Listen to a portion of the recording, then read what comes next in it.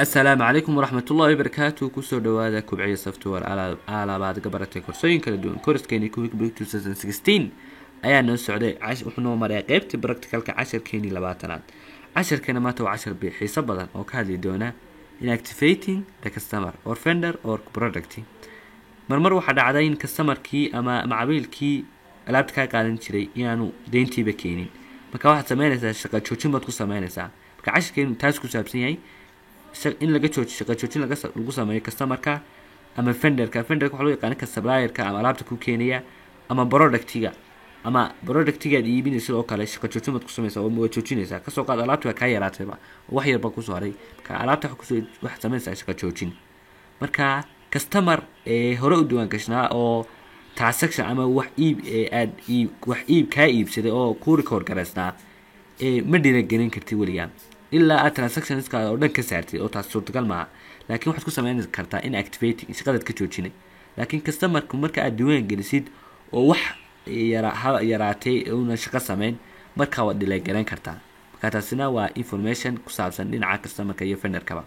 مركا 10 كين و10 حساب بدن وشقة تشوتشين كوسا ما customer كا أما فندر كا أما product تيجا كوسا دوادا لين ع practical كا dhinaca practical-ka markaan ku soo leexano waxaan sameeynaa shaqo joojin ku sameeynaa customer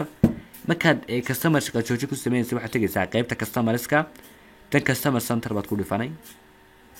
customer center ma ku dhifatay aan shaashadeena weyneeyo customer-ka aad shaqada ka joojinaysid baad select garanaysaa hadda cabdinajax baan shaqada ka joojinayaa tan waxaad tagaysaa edit tan waxaad kasii tagaysaa make customer job inactive ka dhig okay good phone customer ka muulaya inactive ma ka dhiga ha yes waka meeshii uu ka baxay adeer ninkaasi waxba ma iibsan karo waxba ma amaahin karno oo halkaas uu ka baxay ka horta inactive aan ka dhigay wixii customerska saasaad ka dhigaysaa qayb si fudud ka soo qaad vendor-kii qodobkeenii labaad vendor-ka ka dhigay inactive sida looga dhigay in wax tagaysaa vendor center baad ku dhifanay yaduna waa la mid waa select garanaysaa vendor-ka vendor-ka waxa loo yaqaan ninka alaabta ku keenaya taabshiil oo kale alaab buu noo keenaa wax rabaa in active inaan ka dhigo waxaad tagaysaa edit halkaa waxaad ka dhigaysaa make vendor inactive marka waka taabshiil halkaa ka baxay isagana saasaad looga dhigaa inactive ka saddexaad inuu nagu dameeyo product-ga ka product-ga marka laga dhigayo inactive waxaad tagaysaa list item list ana weynaysto bariiskaasoo kale baan rabaa inaan ka joojiyo shaqadaba inaanu wax bariis laga iibsanba waxaad tagaysaa bariiskaad dooranaysaa then edit baad tagaysaa then waxaad doonaysaa make item inactive marka ma ka dhigaa inactive make inactive ka dhig yes waka bariiskii meesha ka baxay marka hadda waxaad baratay sidii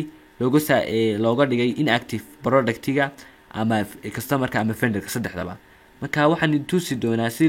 dib loo soo celin lahaa kasoo qaad customer-kii macaamiil wanaagsan buu noqday lacagtii dib lagu soo celiyay waxaan ka dhigay shaqadan dib ugu bilaabaya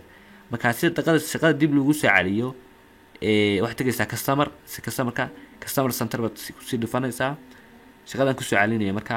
waxaad doonaysaa halkaas tagaysaa active customerska dooranaysaa halkaa waxaad ku dhifanaysaa all customers ku dhif halkaa marka cabdinajax halkaa ii soo baxay tigtaasaan click halkaa siinayaa click ma siisay ma ka dhigaa active yes waka ii soo baxay waka kan leexmatay marka ma active customers waka cabdinajax hadeer caadi buu yahay oo waka nagu soo darsamay marka active aan ka dhigaa hadeer wax kale ma sameeyay meeshii un baad doonaysaa active all customers dan tigta un baad u saaraysaa saa ka qaadnaya hadeer customerskii baa active ka dhigay vendor-kana active ka dhigayaa vendor baa tagayaa vendor center baan sii tagayaa taabshiil oo kale baan ka dhigayaa active sidii kii hore customer-ka un baa isku steps all vendors baa tagaysaa tigtii un baad tigtaad ku beegaysa markaas okay dhahaysaa marka tigta ka qaadmato baa caadi ah marka all vendors active vendors baan dooranayaa taabshiil oo ka igu soo noqday oo tigtii un baan saaray stepska fudud baa gabagabeynaya item-kii aan usoo leexdo lists baan tagayaa product-ga aan inactive ka dhigay bariiska kuma jiro halkan waa inactive laakiin waxaa ka dhigayaa active waxaa kaga soo dhigayaa waxaan tagayaa edit dan waxaa kasii tagayaa show inactive items baan ku dhufanayaa dan bariiska wakaa soo baxay bariiskii baan ku beegayaa calaamadaas dan waan click baan ku siinayaa wakaa ka baxay marka bliiskii waa ka activation noqdo hadda waa la iibsan karaa waa la iibin karaa marka cashirkeennii saddexdaa ku saabsanaa intaasaan kusoo gabagabaynaynaa. asalaamu calaykum waraxmatullahi wabarakatu.